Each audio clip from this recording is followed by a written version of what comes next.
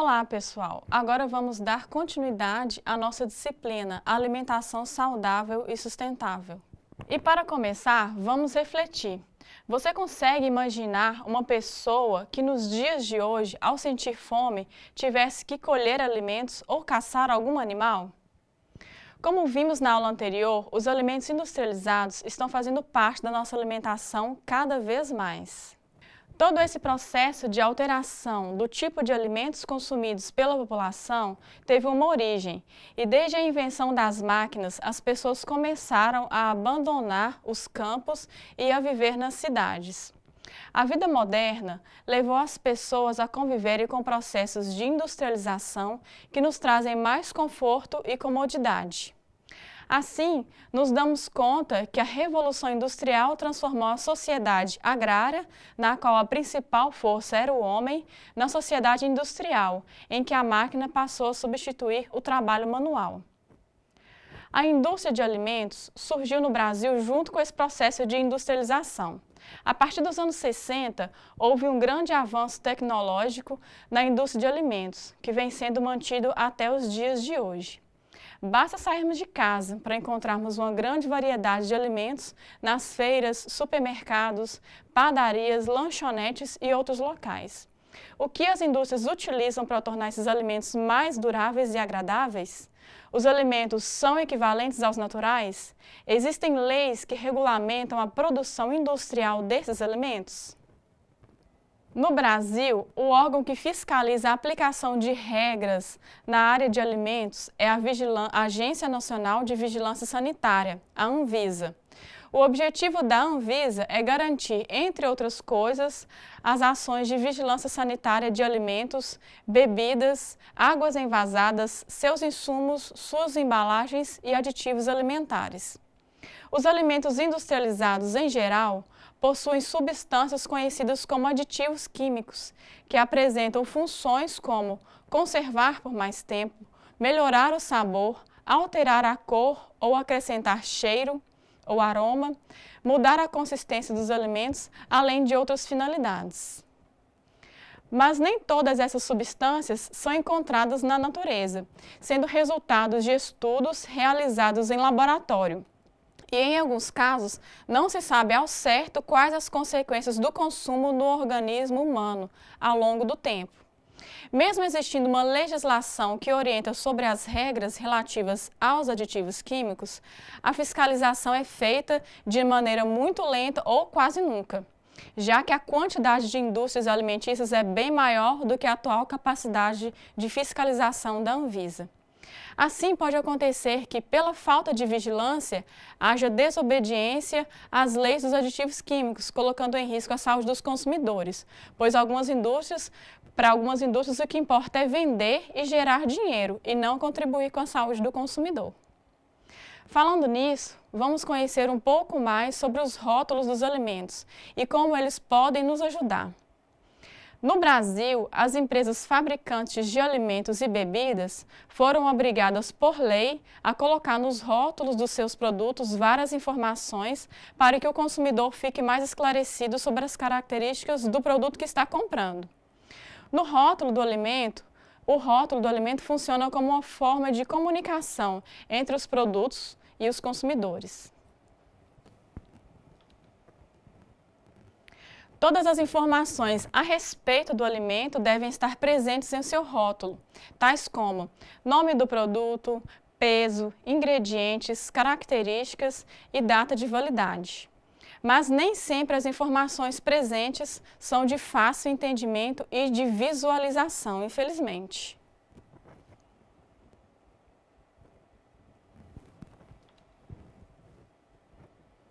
Vejam agora algumas informações que devem estar presentes nos rótulos dos alimentos. É importante que você identifique. Primeiro, temos a lista de ingredientes, que informa todos os ingredientes que tem no produto.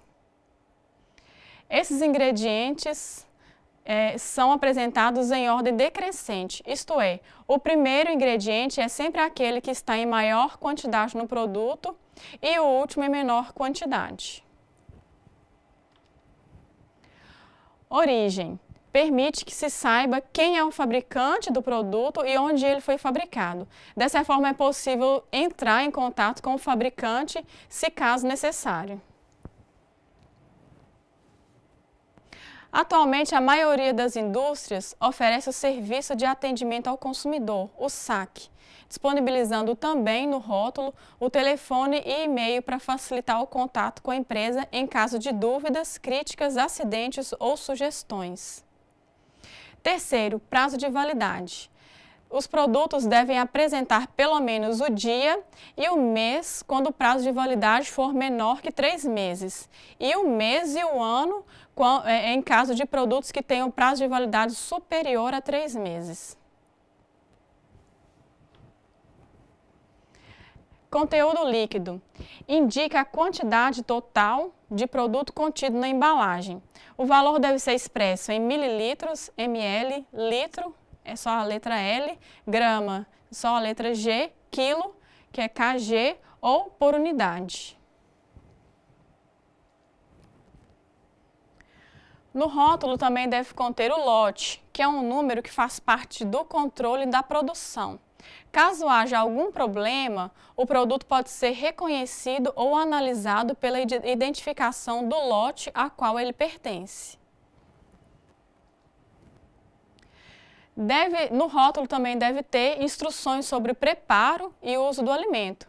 Quando necessário, o rótulo deve conter as instruções necessárias sobre o modo apropriado de uso, incluindo a reconstituição e o descongelamento.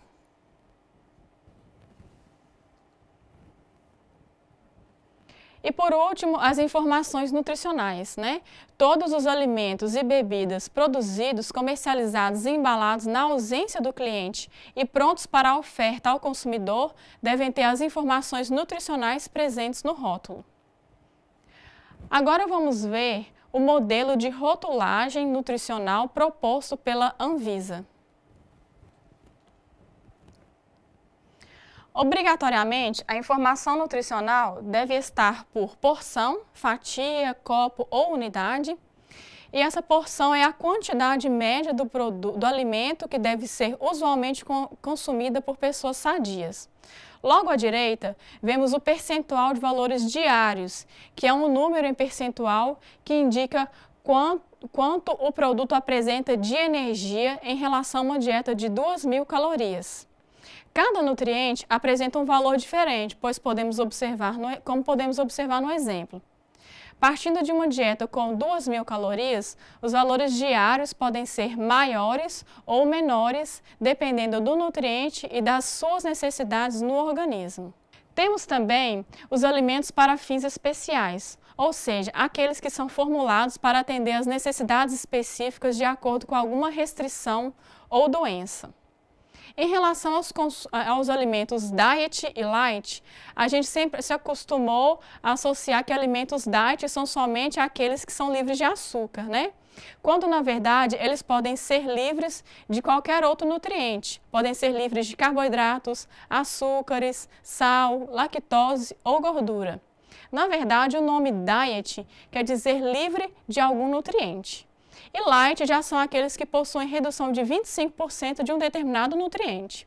Então, diet é livre de algum nutriente, né? E o light é só a quantidade reduzida de algum nutriente também. Quem tem a pressão alta tem que ler com bastante atenção ao conteúdo de sódio descrito na formulação nutricional dos rótulos, né? E para portadores de doença celíaca, o rótulo dos alimentos deve conter a advertência: contém glúten ou não contém glúten. Isso também já é obrigatório. E o que não pode estar presente no rótulo? Vocês já pensaram nisso? Não pode ter no rótulo palavras, sinais ou desenhos que tornem a informação do rótulo falsa. Como, por exemplo, determinada quantidade de chocolate equivale a um copo de leite, né? Atribuir ao produto qualidades que não foram comprovadas em estudos, como, por exemplo, dizer que o consumo de certa quantidade de um produto reduz o risco de se ter câncer. Destacar a presença ou ausência de qualquer nutriente que é próprio do alimento, como, por exemplo, óleo vegetal sem colesterol, pois nenhum óleo vegetal tem colesterol. Quanto aos aditivos químicos, eles devem ser listados como ingredientes do alimento, obedecendo à ordem decrescente de quantidade. Ou seja, o primeiro aditivo químico da lista apresenta-se em maior quantidade do que o segundo e assim até o último que está presente em menor quantidade. Agora vamos ver as funções dos principais aditivos químicos. Corantes. Os corantes têm a função de colorir os alimentos, fazendo com que os produtos industrializados tenham uma aparência parecida com os produtos naturais, sendo assim mais agradáveis aos olhos do consumidor. Uma gelatina de morango, por exemplo, se fosse branca, não faria muito sucesso, né? Um refrigerante sabor laranja, sem corantes artificiais, ficaria com a aparência de água com gás, o que faria com que esse alimento parecesse mais artificial do que é. Aromatizantes. Os aromatizantes têm por função dar gosto e cheiro aos alimentos industrializados. Eles também fazem com que os alimentos industrializados se pareçam mais com os produtos naturais. Muitos alimentos, em sua composição, não possuem as frutas nas embalagens em que elas anunciam, né? E sim apenas aromatizantes que imitam o sabor e o aroma. Por exemplo, alguns produtos industrializados mostram em seu rótulo aroma idêntico ao de pêssego, mas essa informação não garante que o alimento contenha pêssegos em sua composição. O aroma, nesse caso, é imitado por algumas substâncias produzidas pelas indústrias e não pela natureza. Os aromatizantes podem ser encontrados em sopas, carnes enlatadas, muito comuns em sucos em pó, biscoitos recheados, bolos e sorvetes, entre outros. Conservantes. Os conservantes têm a função de evitar a ação de micro-organismos, fazendo com que eles durem por mais tempo sem estragar. São encontrados em refrigerantes, concentrados de frutas, chocolates, sucos artificiais, margarinas, conservas vegetais, alimentos enlatados em geral e em inúmeros outros alimentos industrializados. O maior problema quanto ao uso dos aditivos químicos são as consequências que podem trazer ao nosso corpo a longo prazo. Existe uma dificuldade em controlar a quantidade ingerida, pois são vários disponíveis e estão presentes na maioria dos alimentos industrializados. Por exemplo, vamos supor que você comeu biscoitos pela manhã e salgadinhos à noite. Se eles tiverem os mesmos aditivos químicos, você poderá comer 2 vezes uma grande quantidade desses aditivos. Ou seja, quanto maior o consumo de alimentos industrializados, maior será a ingestão desses aditivos químicos. E as reações provocadas no nosso organismo pelo consumo desses aditivos químicos ainda não foram estudadas, né? Não foram comprovadas. Mas sabe-se que existem casos de reações alérgicas, desenvolvimento de câncer e problemas no sistema digestivo, além de outros. O corante caramelo 4, encontrado em refrigerantes Cola, é um exemplo disso. Vamos aprender um pouco agora sobre os agrotóxicos. Os agrotóxicos são produtos que têm o objetivo de exterminar pragas ou doenças que atacam as plantações. Os agrotóxicos podem ser pesticidas ou praguicidas, que são os que combatem os insetos em geral, fungicidas atingem os fungos e os herbicidas que eliminam as plantas invasoras ou plantas daninhas. Quando utilizados adequadamente, os agrotóxicos impedem a ação de agentes prejudiciais, sem estragar ou contaminar os alimentos. Porém, se os agricultores não tiverem os cuidados necessários durante o uso, os agrotóxicos podem afetar o ambiente e a saúde das pessoas. Vale falar que o Brasil é o maior consumidor de agrotóxico do mundo. E alguns estudos já mostraram a presença de agrotóxicos no leite materno, o que poderia causar vários defeitos genéticos nos bebês nascidos dessas mães contaminadas. Isso é muito preocupante. Os agrotóxicos podem ser encontrados em maiores quantidades, principalmente em vegetais, verduras, legumes, frutas e grãos, pois podem se perder com mais facilidade ou se contaminar também com mais facilidade. Atualmente, a população que busca por alimentos mais saudáveis, sem aditivos químicos e produzidos sem danos ao meio ambiente, tem a opção de consumir os alimentos orgânicos, ou seja, aqueles alimentos que são produzidos e armazenados sem agrotóxicos ou aditivos químicos. Aprendemos, então, que o ideal é utilizar alimentos mais naturais, se possível sem agrotóxicos, ou orgânicos, consumindo os industrializados de vez em quando e de preferência em menos quantidade. Assim, diminuímos o risco de acumular altos níveis de substâncias químicas que possam colocar em risco a nossa saúde. Então, pessoal, como já discutimos, a alimentação saudável pode prevenir várias doenças como anemia, desnutrição, obesidade, além de diminuir os riscos de infecções e auxiliar no bom desenvolvimento físico e mental dos indivíduos. Vimos também que a alimentação ideal é aquela que fornece todos os nutrientes necessários para o funcionamento perfeito do organismo. Ou seja, não é composto somente por frutas e verduras, não, já que devemos comer os alimentos de todos os grupos. Devemos lembrar também da qualidade desses alimentos, pois dar preferência a alimentos naturais, sem adição de substâncias químicas como agrotóxicos e outros aditivos, pode ajudar na prevenção de doenças e manutenção da saúde. E o peso? Qual é o peso saudável? O peso é considerado saudável quando uma pessoa não está nem com excesso de peso, ou seja, não está com obesidade e nem é tão magra que possa ser identificada como desnutrida, existindo assim um equilíbrio. Sabemos que a obesidade é uma doença e que pode trazer várias outras complicações. E os efeitos ruins da obesidade estão atingindo o homem sem fazer diferença de idade, ou seja, estão atingindo crianças, adolescentes, adultos e idosos também. O excesso de gordura corporal que caracteriza a obesidade, na maioria das vezes, é o resultado de uma ingestão calórica diária superior ao gasto de energia do indivíduo. Olhe para a figura. De um lado da balança, em verde, temos a ingestão de calorias ou alimentos que comemos. Do outro, em vermelho, está representado o quanto gastamos dessa energia adquirida. Se ingerimos mais do que gastamos, a balança pende para um lado, então teremos um ganho de peso. Mas se gastamos mais energia do que ingerimos, então a balança pende para o outro lado e perdemos peso ou ficamos com baixo peso.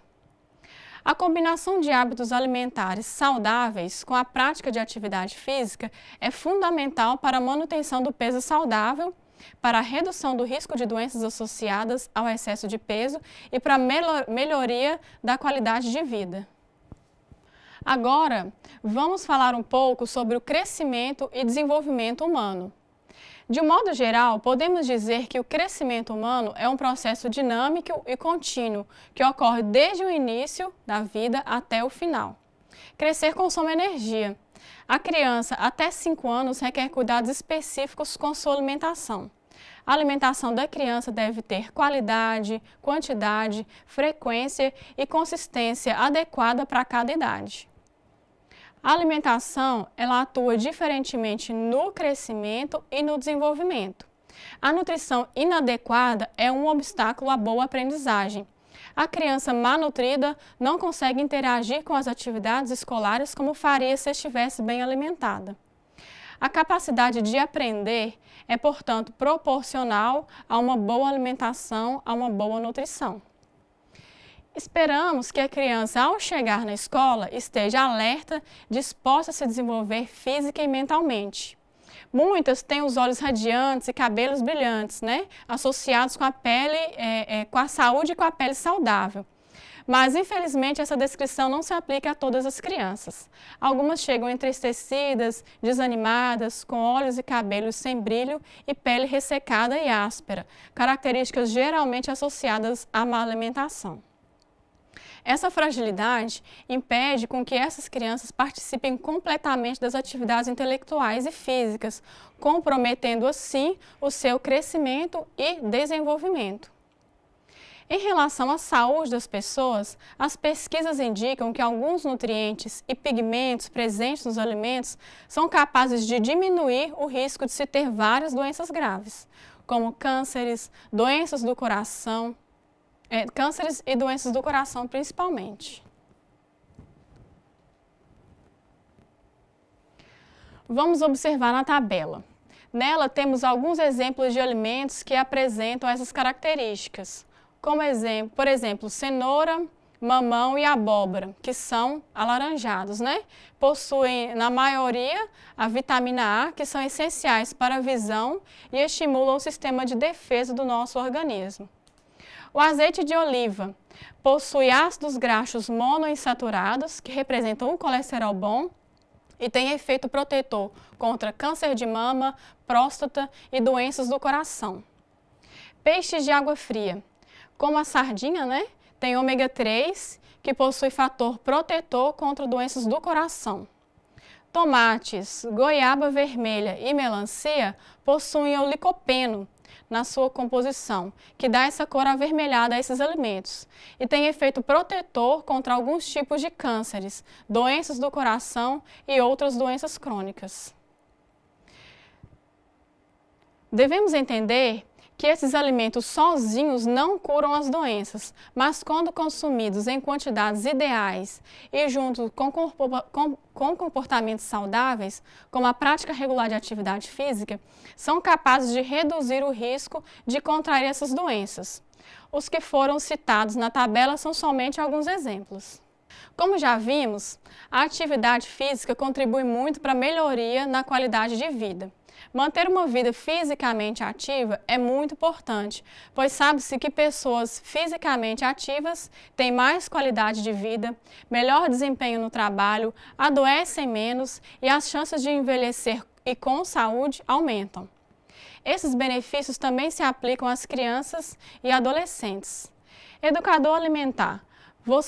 Agora você já entende melhor o quanto uma alimentação nas crianças e adolescentes da sua escola é importante para que eles tenham melhor qualidade de vida, ou seja, possam viver mais e com mais saúde e tenham um melhor aprendizado.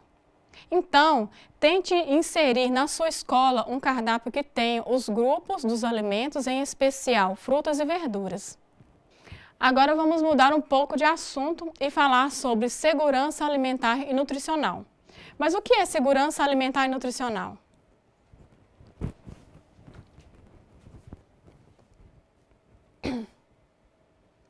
Vamos entender.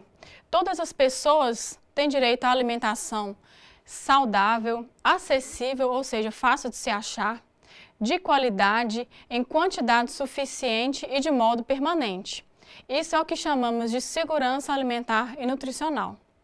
Ela deve ser totalmente baseada em práticas alimentares que promovam a saúde sem comprometer o acesso a outras necessidades essenciais. E o que seria o oposto disso?